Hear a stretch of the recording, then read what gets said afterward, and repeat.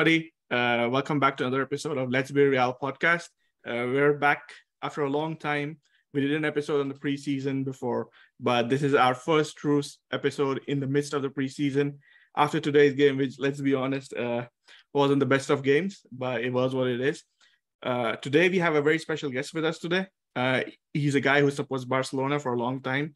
He's been doing the Barcelona podcast for 5 years. Dan, I'll let you introduce yourself to our viewers.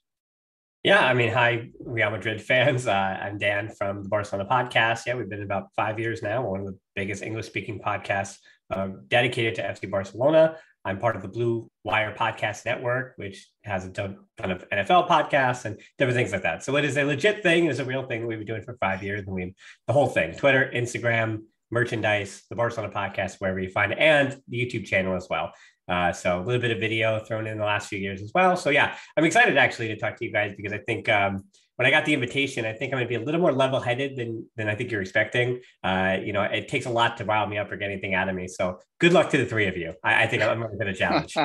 No. We're not here to rile you up. We're here to just have an honest conversation about how things are, what you expect from Barcelona going into the season, and what we expect from Real Madrid, and an outsider's perspective about the things going on at Barcelona, especially the infamous livers of Barcelona. Okay. So to start today's episode, I think the biggest focus has to be what happened yesterday. And now is the time to overreact, right? Because, preseason games happen and they set the tone for the whole season. If you lose in preseason, you're obviously getting relegated.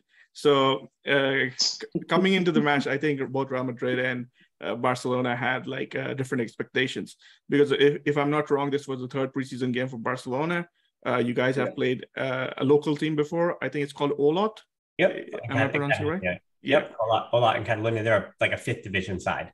So barely professional, but they played a good game, 1-1. And then it was Inter Miami 6-0. But again, they're in the midst of their season and they were going at 30%, that being Inter Miami. And Barca was ready to go, buzzed, I think, for the U.S. Tour. But yeah, that was the first defense of Real Madrid. That was their first preseason game. And I think very much like Lewandowski.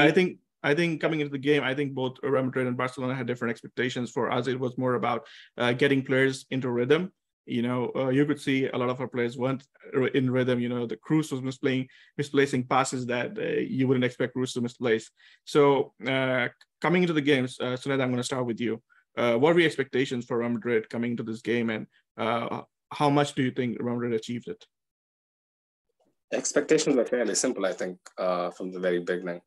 It was just to get into some sort of match rhythm, some sort of fitness, basically. As for Barcelona, I think this would have been slightly different. But for us, plainly simple, we just needed to get back into some shape of a rhythm.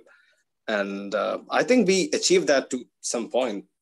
You can't expect preseason games to have a very consistent way they shape up, because Courtois, I think everyone was subbed off, right? So consistency is obviously hard to maintain in preseason games. But for some bits, there were really bright areas. I think Real Madrid excelled, although Barca was pretty good in their own right.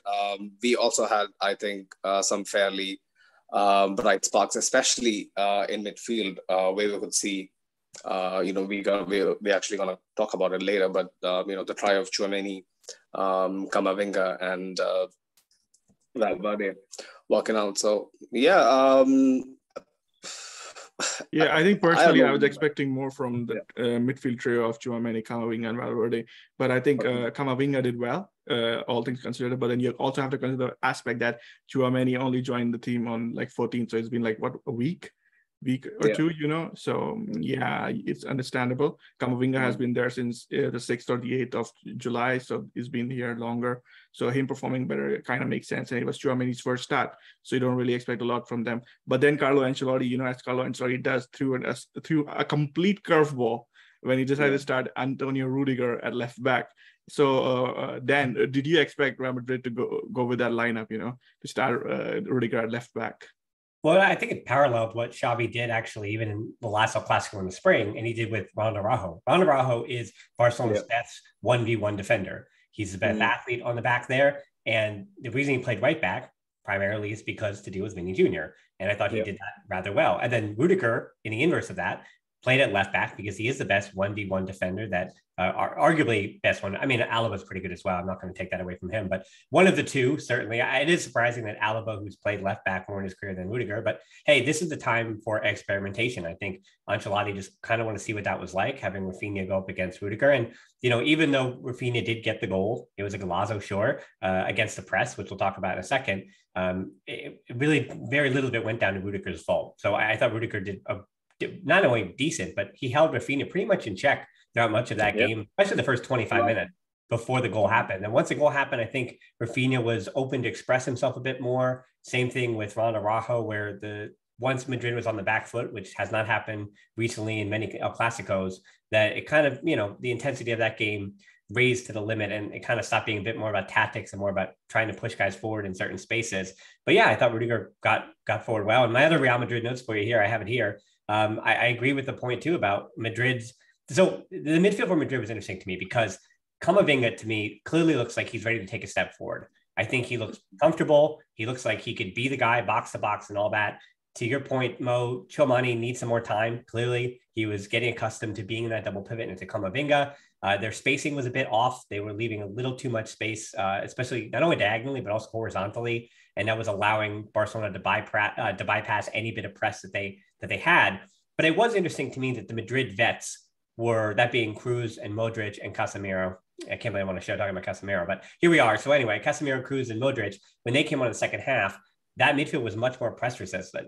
And it was just better, which again is the same thing with Barcelona, right? Culés are not excited that Sergio Busquets is still the only option at the pivot position. And I think Real Madrid have a very similar problem on their hands in that Cruz, Modric, and Casemiro is still, we'll say, the best midfield three, or the one with the most continuity, the one that creates the most, and the one that just not even unbalances, but the one that goes toe for toe and does not get overwhelmed by the pressure and all those things. So it was interesting to me too, to see that young midfield three of Real Madrid against, I think, what is the starting midfield three for Barcelona, with Kessié kind of being Kessié or Gavi, I think, is going to make coin flip all year, depending on the situation, against the younger midfield trio of Real Madrid. And then it was the inverse in the second half. So yeah, that was interesting to see. And then the final thing is too, you said Courtois, the only guy who wasn't taken off for Barcelona. For Real Madrid, very much like Busquets, who other than Ter Stegen led the team in Barca in minutes last season. Courtois is going to lead you in minutes once again. And if he gets injured, that is the biggest injury concern, I think, of any team in the Liga. I think that's really Barcelona's, we'll say, their path forward to really competing with Real Madrid this season is if Courtois goes out for a long time, because it's what, Lunin, right? I think is the backup, and that's your backup. And I'm not sure if he's going to do he's not going to do what Courtois did even yesterday. Courtois was. Are you trying to orchestrate a jinx though, Dan? Like it seems like there is really an agenda on your no, I think Courtois was the best keeper in the world last year. I can't say that for the years prior to, but yeah, I thought he was the best keeper that world football had to offer last year. And I think he is Real Madrid's most important player, which again maybe that's a little bit of shade I'm throwing because your goalkeeper is your most important player, but he wins you points in a way that Messi and Ter Stegen did for Barca when they were winning the Liga under Ernesto Valverde. It's the same thing. Ter Stegen and Messi bailed them out, and Courtois bails out Real Madrid right now. I think there was an interesting Freudian slip when you were talking about the fact that you said Courtois is the best player for Barcelona, because I think a lot of Barcelona fans would want Courtois to be the starting goalkeeper right now instead of Ter Stegen. Every team should want. Every team should want him. He's the best goalkeeper in the world right now. Yeah, he's got good hands and good reaction times. And I think I wouldn't underrate Andre Lunin so much, because given the fact that he played only 2 games last season, but in those 2 games, I think he got one man of the match. He was the best player on the pitch. So Andre Lunin is nothing to be scoffed at. But then moving on, Farouk, Carlo Ancelotti said something yesterday that made things interesting.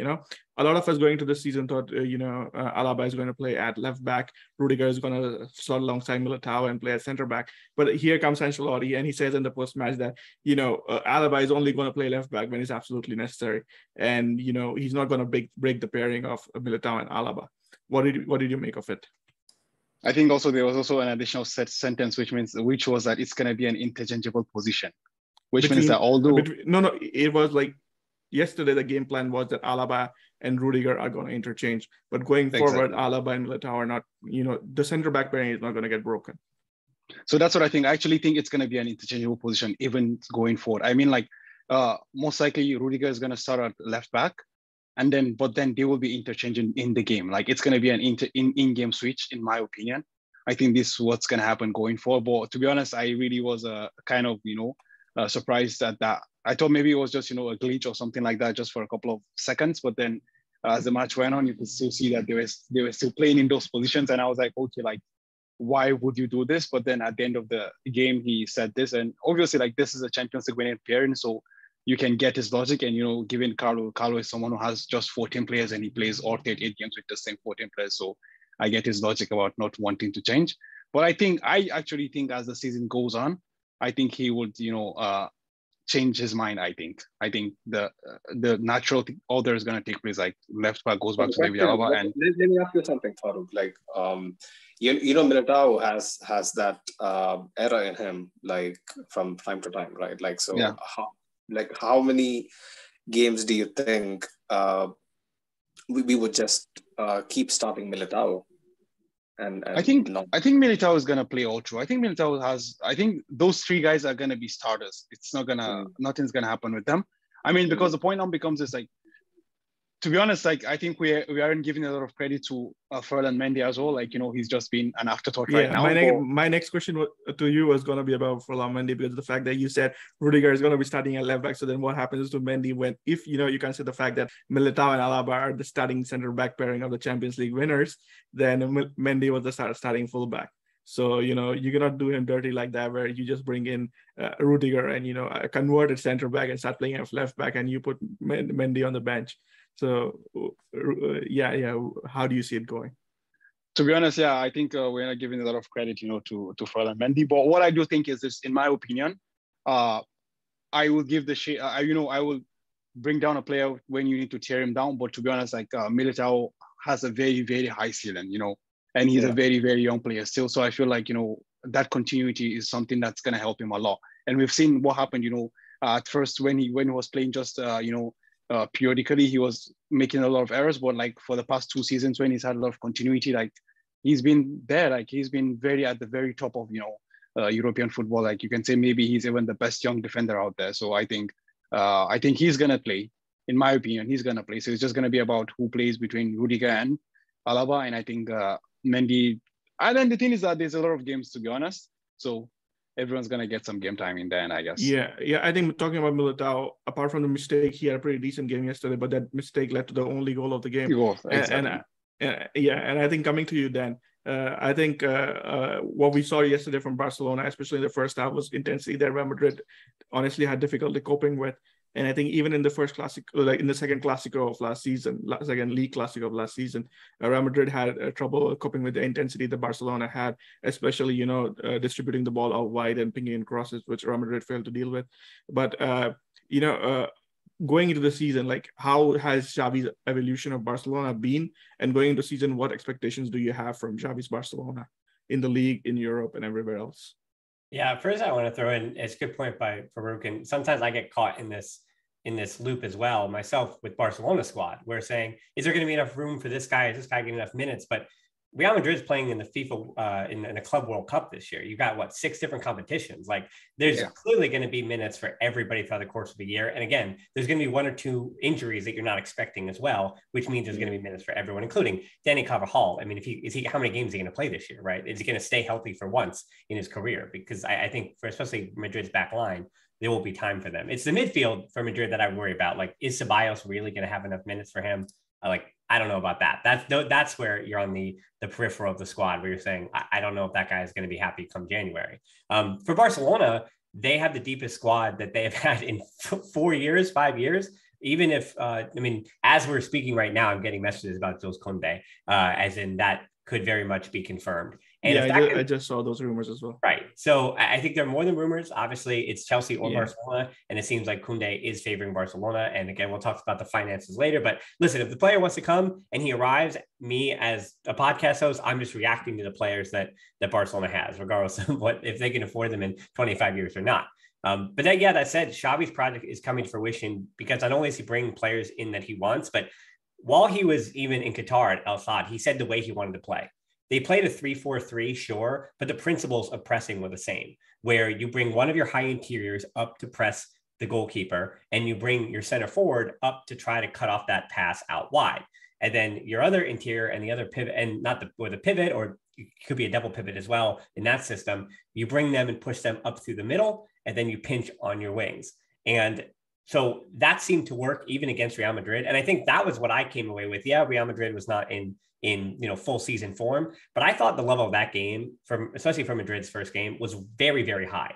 And I think for both teams, I think they showed a lot of promising things. In particular for Barca, what I take away from that is, Lewandowski was like the Real Madrid players. He had yet really to play a preseason match, so he also was still trying to figure things out. His continuity with Ansu Fati wasn't there yet. Ansu is still also working his way back. And I'm not going to throw shade on Carvajal because I have no idea if Ansu Fati is going to play 50% of all minutes this season. You'd hope that he does, even available. But again, he's a 19-year-old without a meniscus. So there are tremendous worries about him.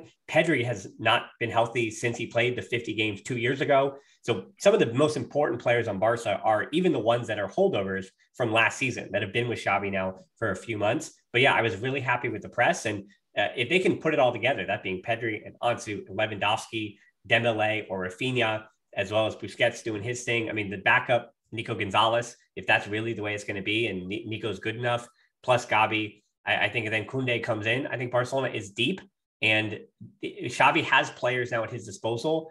Unlike, I think, even in Man City with Pep for a while. It took Pep, 4 years to get the players he wanted? Seems like Xavi's got them in one summer, a winter and a summer. And with those players that he actually wanted to fit his system, I'm really encouraged with what I've seen so far, because at the end of last season, not only the Champions League, but in the Liga, Barcelona were way behind Real Madrid. And I think that I don't think they've caught up exactly just yet, because we don't exactly know how everything's going to shake out for Barca. But I think that gap is very much closed.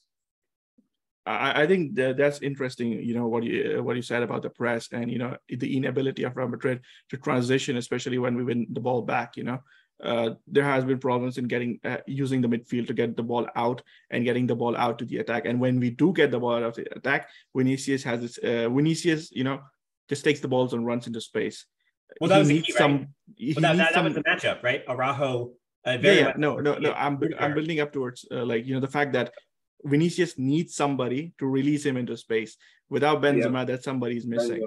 Yeah, so, and Benzema was a big miss yesterday. But, going forward for Real Madrid, I think it's a big thing that's a debate, all around Real Madrid community, the fact that we don't have a center forward who can, take the role of Benzema and play. So Farouk and Sunat, I'm going to come to you. Like, what do you think Real Madrid should do? Have you been satisfied with what Real Madrid have done? And before you guys talk about it, I just want to point out the fact that just now, before we started recording this podcast, a rumor came out that Borja Mayoral is leaving Real Madrid. He has a deal in place with Getafe, so he'll be off to Getafe. So, Mariano is probably going to be Benzema's backup. And, apart from that weird hairstyle that he had yesterday, I think he failed to make an impression. So what do you guys think should be the way forward for Real Madrid with a center forward? And do you have any solutions? The thing is this, we're so obsessed, it's just rich sport kids, right? We have a lot of toys and we're everyone has to play like Benzema. That's the thing, no one can play like Benzema. That's it. No striker out there can give you what Benzema gives you. Either it's, the Suarez in his prime, or the Sergio Kun, or the Lewandowskis, or whatever. I think the closest person you can get maybe is Harry Kane, and Harry Kane isn't coming here. That's the truth. You get. So the point now becomes this. So when you take to be a backup on top of that. So the point now becomes this: when you take away Benzema from the team, you take away literally the focal point, as you said. You take away the person who releases, the wingers into space and what is and what is not. So the point now becomes this: you need to change the way you play. Now you need to play in a way that you don't need to release Vinicius into space. You need to change the way, because I think if you guys could recall, I've always said that even if Mayoral was staying with Mayoral and Latasa and Mariano, they are not people who make me brim with confidence, all of them. Yeah. So for me, I've always said there's ways to go to a fluid system, a strikerless system. A lot of coaches have shown us across Europe that it's doable. But my point becomes this, to be honest, like all credit to Carlo Ancelotti, but I don't think he's someone who can be that creative. This is what I think. That's why, like, although he said, I'm going to play Hazard through the middle and what is not, I think, okay, yeah, he's just going to. The Hazard thing didn't work out yesterday, right? No, obviously, like, it's not going to be about yesterday, man. It's going to be like, obviously, it's the first time. So you need to give these things time to work, like, to develop eventually. But like, I'm not someone who is brimming with confidence that Carlo can do this. That's the thing.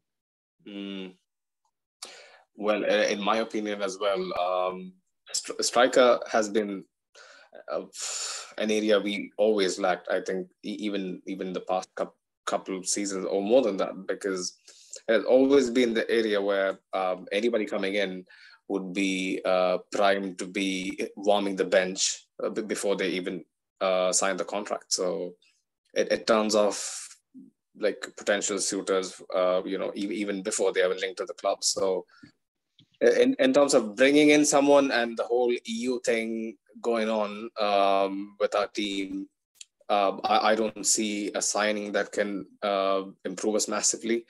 Like unless somebody like Guri is signed up unexpectedly. So I think the closest somebody has come up to backing Benzema adequately is Alvaro Morata in 16-17, and getting Alvaro Morata, the Alvaro Morata of 16-17 is a really tough job. But I think given the expenditure... Sorry, can I just say something quickly? So the thing now becomes this: Alvaro Morata backed up Morata in a different way. The style of play was totally different. Like what Benzema is giving to the team right now was different at that point in time to what Morata was giving. I think the point here isn't the fact that you have to replace Benzema with a player exactly like Benzema. You need to replace a player with who has enough intelligence on ball, who has the ability to play on ball. And I think Alvaro Morata, for all his faults, is somebody who is good at the ball. There was a reason why Xavi wanted to sign him for Barcelona. Even though we have seen that Morata has issues with his mentality, especially in front of goal, scoring those goals, especially since he left Madrid and went to Chelsea, and supposedly he had a death in his let's say a close friend of his died, and he hasn't been the same mentally from then on. But then still, Morata is somebody who's pretty good at the ball. He has the ability to complement a winger on the left who likes to play inside, like Cristiano did for Real Madrid in 16-17, and Vinicius is doing right now. Although Vinicius and Cristiano are definitely not the same players, not even at the same level. But the fact is, like Real Madrid is built on transitions, right? Can you tell me something, okay? Like I wanted to ask you something. Like I don't know if this just flew over my head amid all the news, but why wasn't Latasa on the plane to US? Like why wasn't he included in the pod though? I think the idea going this summer for Real Madrid was to sell both Mayoral and Mariano, because Mariano is not good enough.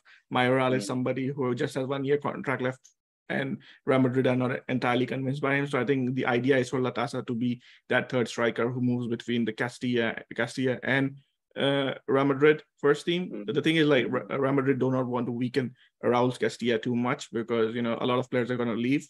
So Real Madrid, they want to keep a certain balance. But I think Latasa wants to play with the first team. I'm not sure he's going to want to stay in the third division anymore.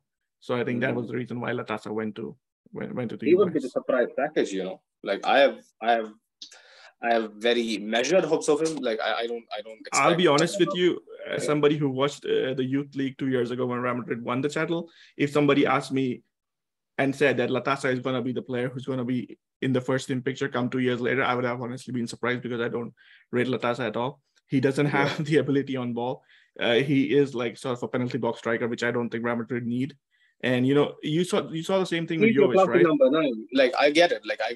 People don't rate his. I wouldn't even call him a classic 9, because he's not as prolific as you expect a classic number 9 to be. No, he is not. He's somebody like, let's say, Yusuf Poulsen at Leipzig.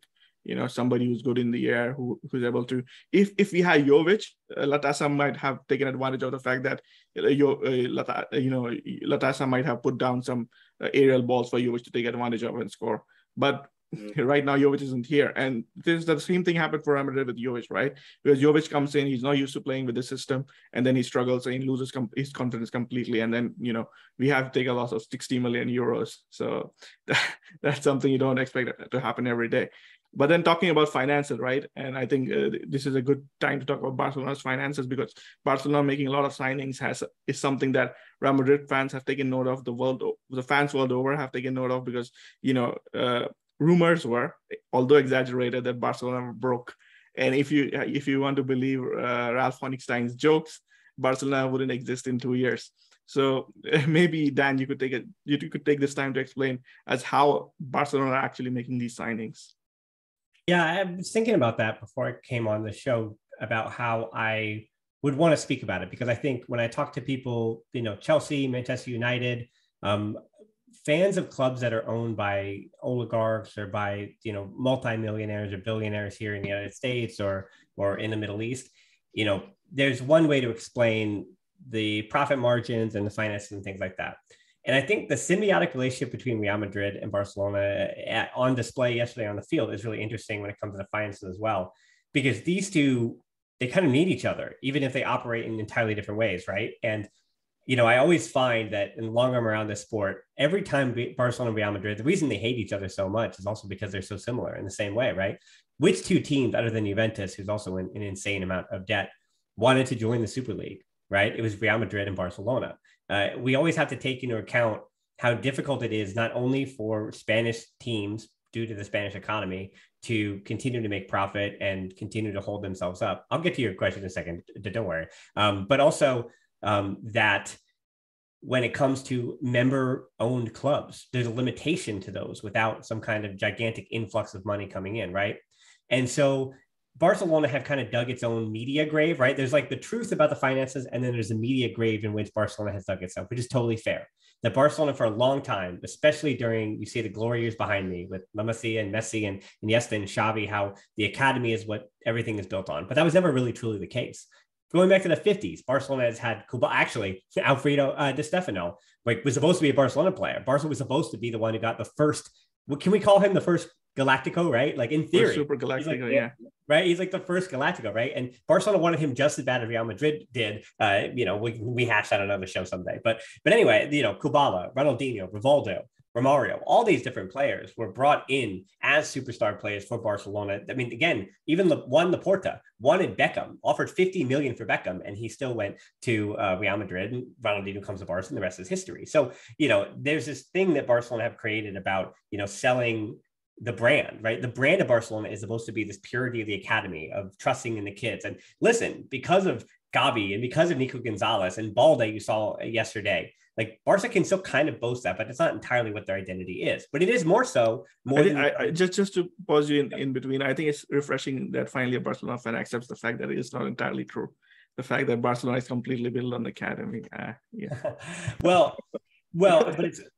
that's true, but it's also that Barcelona's academy itself, La Masia, the truth of the matter was that because it produced Messi and Piqué and Fabregas in that class of 87, and it also produced Iniesta and Xavi before that, there's a reason why Man City stole Ferran Soriano. And yes, they wanted Pep Guardiola, but there was a ton of people behind the scenes. We're talking about U19 coaches, U16 coaches that were poached to Man City, to Liverpool, to Bayern Munich, to all over Europe, because what La Masia did from 2001 to about 2014 was beyond what any club academy had done before that, right? So, and that's what Barcelona does rest its laurels on. So I think Mexican club still exists as something, and Real Madrid isn't this ultimate evil either. But again, these are still these just gigantic companies, right? There's these big, they're monopolies. It's what they are of sport in an area. So to get into the actual finances here, right? Again, I just want to say that was the media part of it, that Barcelona have kind of dug themselves a hole by being holier than thou. Now, I think that they deserve a lot of what they've been said because they are true to what they're trying to build, that being the best game club. And I think that they're getting a bit of bad press because of just everybody kind of waiting. I mean, again, Barcelona were the best team in the world 10 years ago that maybe we ever saw. So there was a lot of young fans in particular who were waiting for this moment, waiting for Barcelona to fail to jump on them. The same thing with if Real Madrid is knocked out of 3 straight group stages, they're coming for you too, right? That's a guarantee that they're coming for your club. They came for my club. Like that's the way it's going to be. Now, Barca, where they might be in bigger trouble in the future too, is that Basically what they've done, and this is just, I'm not going to even use numbers here, I'll just surmise the concept. They have mortgaged their long-term future for short-term gain, assuming that short-term success will also help with the revenue necessary to make up for that long-term the long-term sale of assets. So the whole thing about the Sixth Street company, which is where Barcelona sold first 10% of their next 25 years of TV rights. That was the first deal. And then the second lever, if you will, I hate that term, or planche, whatever you call it, then 25% of revenue for the next 25 years. That was the lever that was pulled this week, if anything. They also were looking to sell 49% of their digital rights, which I've said before, actually on our show, that it's not the worst thing in the world, because right now Barcelona is doing all of their work in-house. And if anything, by bringing in a third-party company, that might actually bring them greater success from a marketing perspective. But then again, you also run the risk of not owning your own revenue, because Barca TV Plus, very much like, again, credit to Real Madrid TV and all the things that they do related to the club. I mean, that's what clubs have to do now. They have to have their own media infrastructure to be able to make extra revenue, because these clubs, especially the ones that are not owned by billionaires and by literal city states, right? Like, or sovereign nations, right? Like Qatar or Saudi Arabia doesn't own Barcelona or Real Madrid. So they have to get revenue any way they possibly can. And so Barcelona, when we say in the long term, because of the interest rates on these loans, like Barcelona right now is in $1.3 billion of debt, or euros, but don't think of it as 1.3 billion euros of debt that's owed right now. That's the total amount of debt owed. Barcelona's big issue, and one that they pretty much rectified by making these deals, is that short-term debt, where they still owed Liverpool for Coutinho. They owe the wages that Frankie de Jong will make. I think before Laporta came on, it was close to euro 700 million. And then Laporta comes on, takes a loan from Goldman Sachs and, restructures the debt. I guess you're on the right track.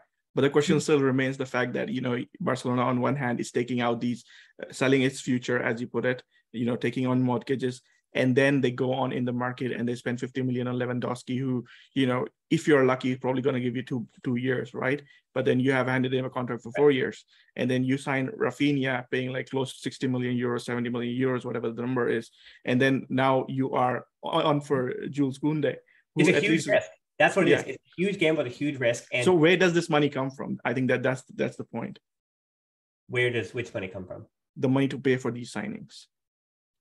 And to pay their wages, because at some point, it's quote unquote levers that we're just talking about. That's what I'm saying. Like, the money that they're spending, but the money from the levers is not going to be used to finance these signings. It's going to be used to cover up the deficits in the budget, because the fact of the matter is that Barcelona are paying excessive wages for FFP reasons and for financial fair play and the salary limits in Spain. They just have to get to the 1-to-1 mark. And I'm agreeing with you that for the long-term future, there is an issue, but the reason they restructured their short-term debt was to pay off that short-term, to pay off the short-term debt. And as long as they could get to 1-to-1 to register these players, because you're right, like, registering these players is still a worry. Like, especially if they're going to spend 50 because on earlier in this week, we were told that even after pulling the second liver or palanca, if you want to use the Spanish term, they're still not going to be able to register these players. They need to pull a third lever, which is either selling a 49% of Barca licensing and merchandising, or move Frenkie de Jong off to United, which Laporta in public keeps saying no, but then the press that supports Barcelona comes out, keeps saying that Xavi is telling Frenkie de Jong to move on. And even yesterday, Frenkie de Jong said there's a sporting side and there's a financial side. For sporting side, I want to keep de Jong, but for financial side, I want him to move on. So, well, yeah, I mean, listen, I think you should have started your question, right? If you want the gotcha journalism of this, the real way I think that other people need to really attack Barcelona is to question the treatment of Frenkie de Jong. Because that, I think, is where the rubber meets the road. Like I said, like, when it comes to the finances, like, they're either going to register him or they won't. And you're right, like, egg on Barcelona's face if they can't register him. But if those players, that's the whole thing about the pull of Barcelona and Real Madrid. Like, players are willing to give up things or give up money or give up whatever it is to play for Real Madrid and Barcelona. It doesn't get any bigger than these two clubs. And so Lewandowski will wait till January if it takes that long to get registered. And because of the revenue that Barcelona and Real Madrid and these gigantic global brands make, they're going to have the revenue to then register them in January. So there might be a case. You're right. Worst case scenario, there is this situation where you don't have Lewandowski, and so then Barcelona has to hold on to Memphis to buy, and you've got Memphis and Ansu and Dembele, and maybe you only can register Rafinha or Lewandowski. And I think that is in the short term the worst case scenario. But I also don't think, I don't know. I think we're saying a different thing, but I think I'm agreeing with you that again, Barcelona is risking. The gamble is the long-term future. The gamble is not having this money that they're using now available in 5 years. Like what say? Really, the biggest question is okay. Let me just phrase it this way, right? We know for a fact that this money that they're bringing in by pulling these levers is to balance the budget for the upcoming season, right? So that they are able to register players, because that's how La Liga's financial fair play works. Yeah. What happens next season if Frenkie de Jong doesn't leave or Memphis doesn't? I don't know about Memphis, but if Frenkie de Jong doesn't leave, your wage budget isn't going up. If I remember, I remember reading Barcelona's financial statement last season, and they said a goal for them was to reduce wages, which they were not able to, and they ended up with a shortfall in budget of close to the tune of euros 160 million. So what happens when this thing comes up again next season? And next season you don't have any levers to pull because you've already sold 25%. How much De Jong gets paid again? I think De Jong, coupled with his deferred wages, getting paid close to euro 20 million, right? It's going to be raising 220 million next year, which is what's the concern to get him off the books right now. Because I think and the next year you also lose 40 million of your revenue from the TV deal with La Liga. So what happens then? I think that's the worrying part for Barcelona, right?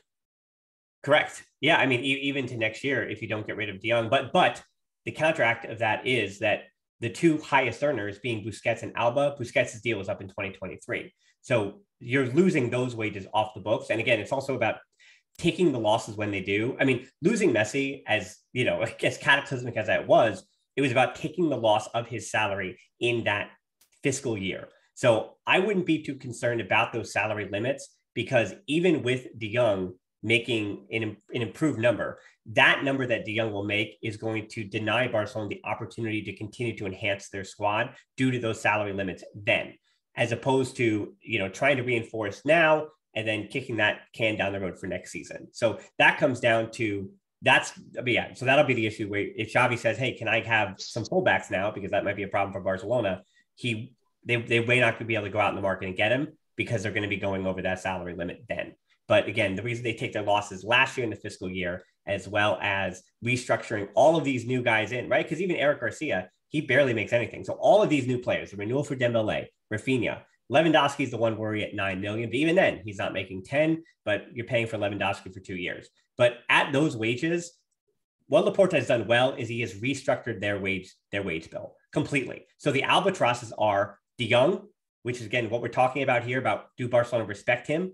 And they should respect him and honor his contract. I agree. That's what should happen. But that's not what's happening because of the case that they're in. So that's where the egg is on their face, I think, more so. And then you have, again, Busquets, and you have the deferred wages of PK, and you have Alba. And the deferred wages of PK are the big thing, right? Even more right. Well, those are all the albatrosses, right? So that is what Barcelona is still on the hook for. But as far as everybody else is underneath that umbrella, even the Gavi renewal that's coming, I mean, those are fair wages. So right now, the wage, the cleanup that Mateo Alemany has done on the wage bill is extraordinary. And that's, I think, when you're talking about the negativity of the long-term debt, I just want to make sure that if you're calling out the finance and criticizing Barca for a certain thing or questioning where they're going to be in the future, I want to make sure we're questioning the right things. I want to make sure we're questioning the morality. No, for us, the thing isn't about questioning Barcelona's, let's say, calling out Barcelona. The intention is to make our viewers understand how Barcelona is doing this. Because let's be honest, like personally, I feel there's a lot of misunderstanding about how Barcelona's finances are operating right now, because a lot of people think Barcelona are going broke, but Barcelona are not actually broke. We do understand that Barcelona are selling these levers because they need to meet the regulations of Spanish financial fair play. That is the reason why they are pulling these levers. They aren't doing this just because they want to, improve their squad in the short term. And the fact of the matter is, if Barcelona refuse to improve their squad in the short term, they risk their long-term sustainability, because getting knocked out in the group stages isn't a viable financial plan. Because right now it's about being relevant. And if Barcelona lose that, they're not relevant, they're going to lose revenue, and it's going to be a big deal down the road, right? You mentioned the Goldman Sachs loan too, right? Like that's the whole thing. Laporta will not have the power to restructure and keep those interest rates low if Barcelona don't do some winning, right? Like it's a football game, and that's what it comes down to. But if Barcelona don't win the Liga, it's awful that the Liga doesn't have the pull that it used to. But if Barca aren't fighting for a Champions League trophy, if they don't make the semifinals in say 3 of the next 5 seasons, right, then that Goldman Sachs, who don't know anything about football, they're going to kind of roll their eyes and say, you know, why would we need to give you a lower interest rate, or why do we need to restructure your debt again when you're not succeeding? But if Barcelona can succeed again, then it's more revenue. I mean, Barcelona only filled up their stadium 60% last year. And as far as Barca and Real Madrid compared to all the other teams in world football, Tottenham, I think, is the only other exception. Their gate revenue is so important. And so we cannot disparage that COVID didn't matter for especially these Spanish clubs, because their gate revenue and then the museum as well, like that's like 10 or 12% of their total budget. And that was closed for a year and a half. So the museum is back. The revenue is back. Tourism in Barcelona, same thing with Madrid. So again, while the debt and while the financial issues of Real Madrid and Barcelona are very, very different, their gateways to revenue are very, very similar. So, I mean, for Real Madrid fans, I consider it that way, that Barcelona are in the same problem. And again, I promise you that you and I are going to be having this argument about Real Madrid, not about them taking out like outrageous loans and things, but they're not being Florentino Perez's desire to join the Super League, right? There's a reason why Perez wants to be in the Super League with Barcelona. And we know why Barcelona wants to be there, because obviously they would love money. That's the reason. Barcelona would love to have this money without having to sell their club to an oligarch or to some country. But for Real Madrid, that would be the reverse of football for me, was like, well, Real Madrid, you have all this money from Mbappe, then spend your gosh darn money, spend Florentino Perez's money, and B, why? I mean, we know why Barcelona are desperate to be in the Super League and sell their souls. Why is Real Madrid desperate to be in the Super League? I mean, I don't necessarily treat being in the Super League as selling their souls, but you already doing it. You already have to do the mental gymnastics. That's a whole different argument for me. But before I come to you, Suned, one point I would like to make is the fact that Goldman Sachs is already, being flexible when it comes to Barcelona, because under the agreement, Barcelona couldn't lose more than 10% of the TV rights. But because of this thing, because of how Barcelona have spent their money, I think Goldman Sachs have been flexible and they have allowed them to sell 15% extra, although Barcelona has had to pay Goldman Sachs 100 million euros. So, Suned, you wanted to say something? No, like this was alluding to you guys' earlier debate regarding Laporta and the whole Perez thing. So I was watching his interview on ESPN, I think, which came out earlier this morning. And he seems to be very confident that in his belief that, this whole idea of Barca is actually sacrificing their long-term future for short-term gain is a complete myth. And he was trying to come across as the guy who knows things. Obviously, he knows stuff that we don't. You have to consider this fact that Joan Laporta is the Barcelona president who let Lionel Messi walk and came out of it smelling like roses, right?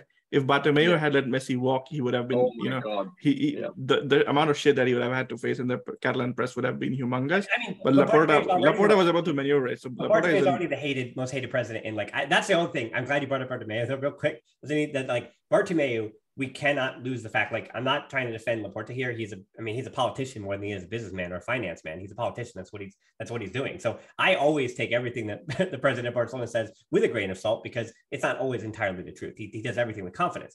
But Bartomeu, was a thief. He's going to go down as the worst president in Barcelona history. And that's the way it's going to be. He's the one who created this problem. So Laporta, there's again, the truth is always somewhere in the middle, right? Laporta has not completely fixed Barcelona and made them strong again and fixed everything, and he's not some hero. But also, he did come in and he had to take Barcelona from a very, very dark place. Like financially, if you had brought me on 2 years ago, he does deserve a credit for restructuring Barcelona's financial situation, because that's something I would give him credit for, because letting Messi walk is a decision not every president would have been able to make. Only somebody like Florentino Perez, who let Cristiano walk for Real Madrid before it became too expensive.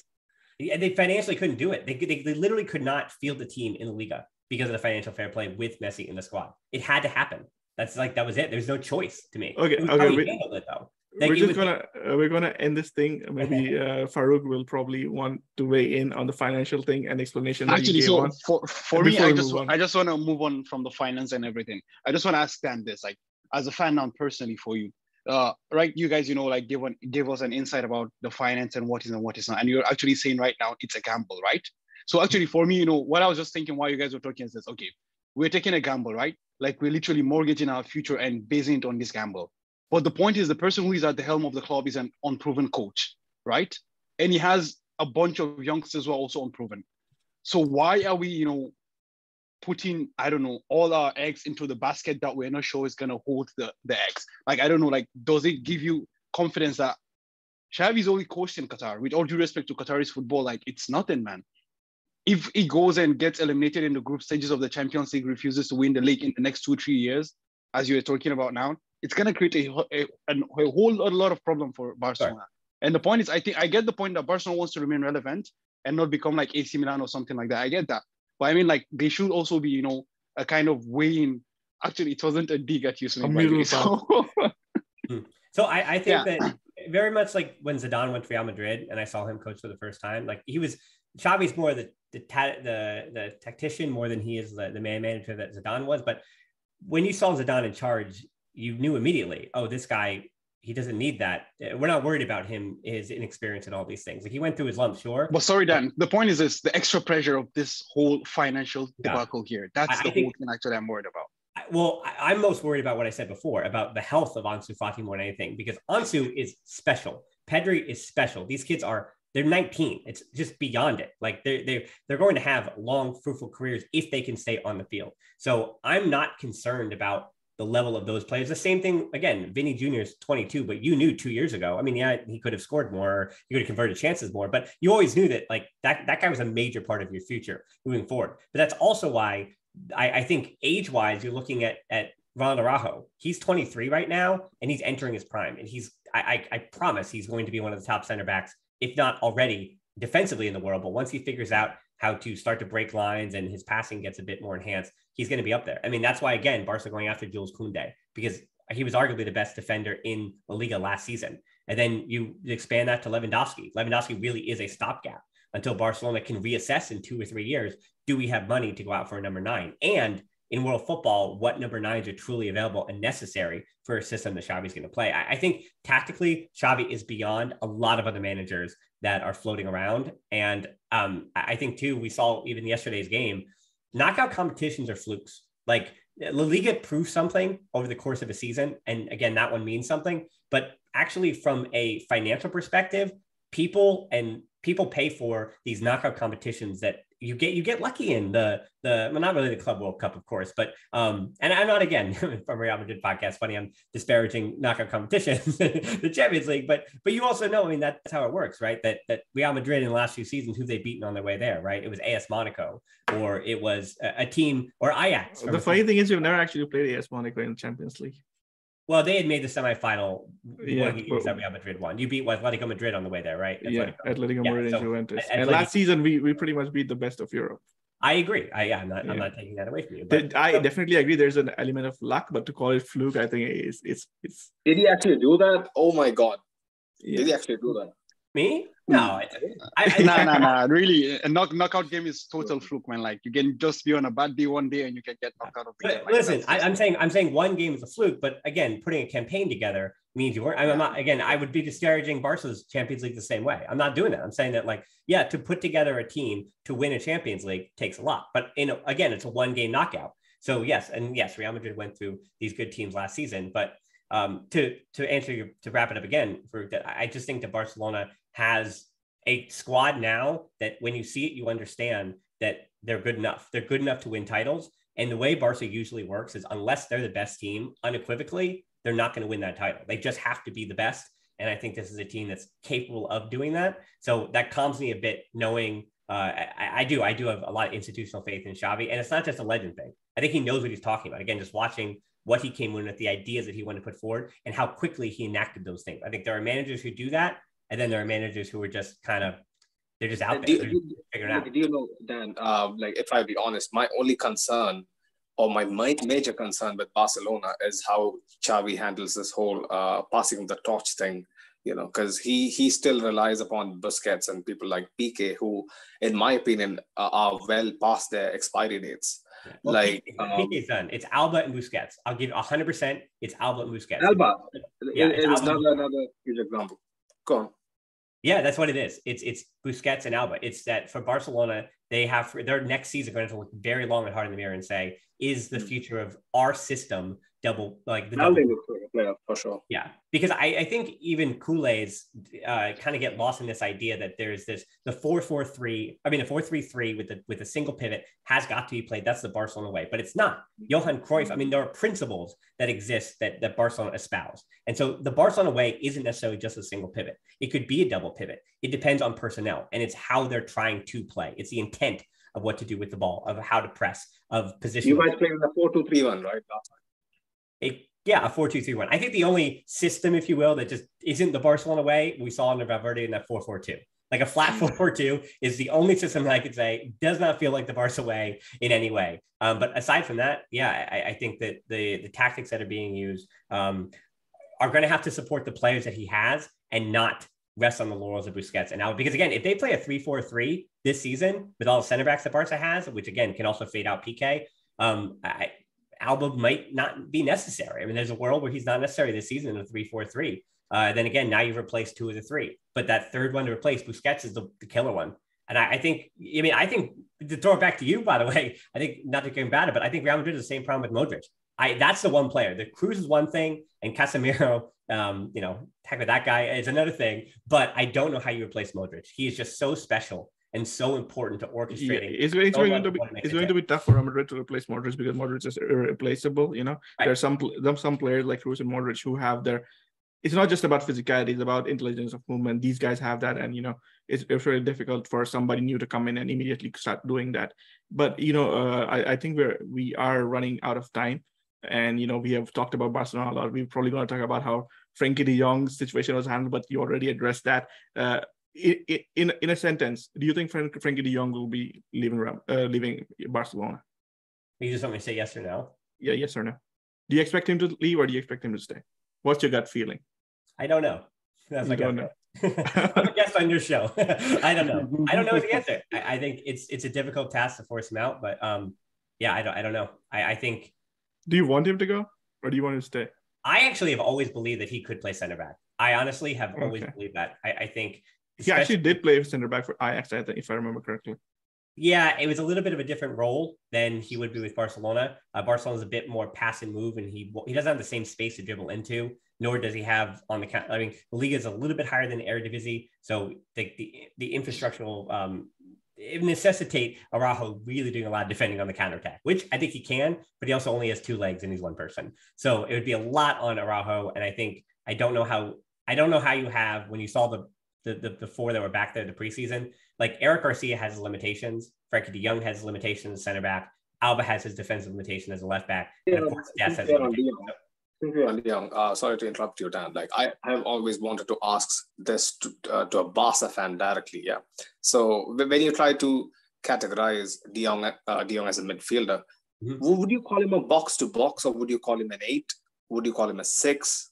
Like how can you simplify it?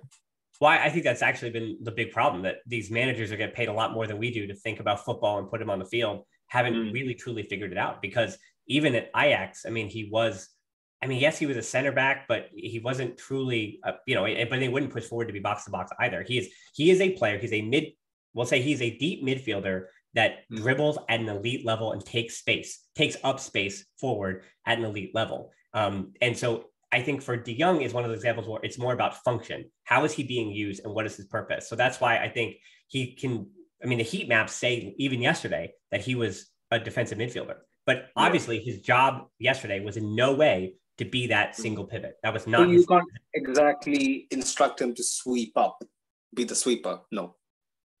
He would be likely he would be the anticipatory or the reactive center back, if you will, very much like we see again with an Eric Garcia. Again, like I don't know how you pair those two together. It would really have to be Araujo, and I think we don't know about Christensen yet, but or Koundé. You need a guy who just is a defensive. I mean, Koundé even isn't. I wouldn't say he's a top shelf 1v1 defender either. So that's Barcelona's big problem at the back there, that if you want De Jong to play center back, and again, now we're talking about if Koundé is arriving, that changes the question too. I don't know how De Jong stays if Koundé arrives. That was going to be my point, because of the fact that no way. I think De Jong has been at Barcelona for 3 or 4 years now, and not even a single match has been able to find out the perfect position for him. And when you have adequate center back replacements coming in, I don't think you need to use Frenkie De Jong as center back, playing out of position. So personally, for me, I would sell De Jong. But then I think to wrap this episode up, we'll just look at the exits that Real Madrid have planned. Maybe Sunet and Farouk, you can just help me out here. Mayoral, are you guys happy with the exit, or would you have rather wanted Mariano to leave? Would you keep Mayoral? Can both of them leave? Sorry? Can I choose both of them? If I can choose both of them, yeah. I mean, in a dream world, you would choose both of them, but it is what it is. Mariano is the obvious choice to be sold, but I don't know, man. Like, how do you think about this exit from Mayoral?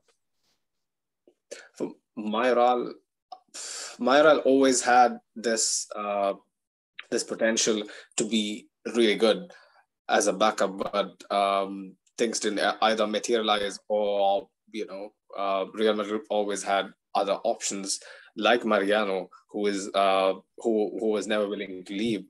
So it's a sticky situation. Like, you can't exactly restrain them and keep them from getting game time when you clearly know Benzema is an undisputed striker in our team. It's hard to decide, but it's better for their futures, in all honesty. But I really do think we need to dip our feet in the striker market very soon. I think Mayoral leaving opens up a slot in the squad for us, because right now we have 25 players and Renier, but Renier is probably going to leave as well. So Mayoral leaving opens up a slot. So hopefully, or some no. Renier, I think he was close to 2 clubs. It was Valladolid or Torino, I think. So the Benfica thing fell off. So he's not going to Benfica. So it's going to be between these two teams. That is the last information I had. I haven't heard since then. So I don't know what happens with him. But then it does open a squad slot for us. So maybe Real Madrid go and dip into the transfer market. Take Kubo has left. I think Take Kubo is somebody Barcelona fans love to hate. I love Take. I mean, that was like malpractice by the last board for that FIFA ban. It was awful. It sidelined his career. Like, no, it was a disaster. I love Kubo. Come on. Okay, but I think at Real Madrid, the plan initially at Real Madrid was to have Take Kubo come into the squad this season, but given the state of non-EU players, he had to leave. We still own 50% of our rights, so probably he'll be coming back in the future, because I think there's definitely a position for a player who can be creative when you consider midfield of Valverde, Tchouaméni, and Camavinga. So Kubo's got to defend. He's got to learn how to defend at all. Definitely. In any way. I think that was the biggest reason why I struggled at Mallorca, because he. But when you are surrounded by these three, Camavinga, Valverde, and Tchouaméni, the defensive thing is sort of covered. But okay, I guess that's it. Unless you guys have something more to add. We gotta just briefly address the 3 renewals today. I think, which was reported: Rodrigo, Militao, and Vinicius. Oh yeah, Rodrigo, Militao, Vinicius. I think those renewals are going to be announced in September, because that's when Real Madrid announces the renewals. Militao is still 28, Rodrigo is still 28, and Vinicius is still 2027, right? So I guess that's basically it, right? Unless you have something else to add. So if there's nothing more, I guess we gotta just shout out Dan for coming on. Yeah, for coming on. Shout out to Dan. Riled me up a little bit. Well, you did. You get me, Mo. You got me riled up a little bit. And also the Instagram page, right? The ones who's been supporting us for a long time. It's called Real Madrid Committee. They have been really good to us. So please do go out and follow their page. They have a really good Instagram page. And I guess that's it. That's it for today. One sec. So you guys can check out. Sunet definitely doesn't want this episode to end. No. I'm just doing housekeeping, bro. Just keep calm, yeah. So you guys can check out Dan's socials, which will be in the description. on Instagram, on YouTube, and wherever you can get podcasts. And we have some exciting stuff planned up in the future. Hopefully, if Dan is down to do it, some sort of a rival watch series that we can get started up sometimes real soon. And we have a Feminero podcast which will be which is in the pipeline at the moment, and the team is actually completely set, and like it's just ready to go, and we have very high expectations for it as well. And also the 2 new intros will be dropping in approximately 3 to 4 days. So yeah, like watch out our Twitter and Insta space to get a sneak peek of the new intros. So yeah, that's pretty much it. You can wrap it up. Intros, social media, Dan, and Feminino. Those are 4 things to keep in mind. And I guess that's it for today. And thank you for watching, everybody who stuck around for so far. And Hala Madrid. Hala Madrid. Hala Madrid.